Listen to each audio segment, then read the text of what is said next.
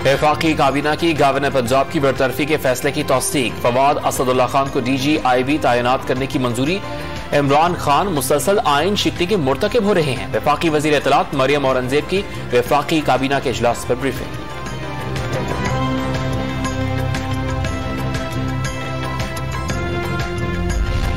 कुछ लोग आईनी बहरान पैदा करने की कोशिश कर रहे हैं। मावराए आइन इकदामात पर वफाकी वजीर कानून आजम नजीर तारड़ का इजहार तशवीश।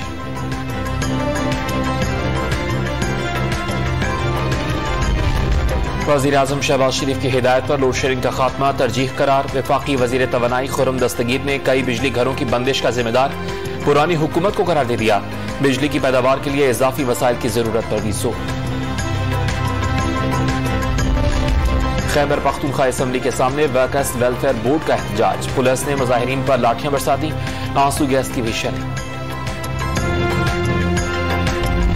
और लाहौर में एंटी नारकोटिक्स फोर्स की कार्रवाई। बैरून मुल्क मुनशियात स्मगलिंग की कोशिश नाकाम बना दी।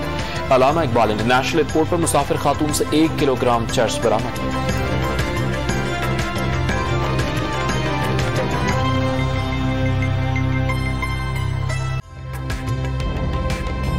ताज़ा तरीन वीडियोस के लिए हमारा YouTube चैनल सब्सक्राइब करके बेल आइकन प्रेस करिए ताकि आपको मिले हर अपडेट सबसे पहले।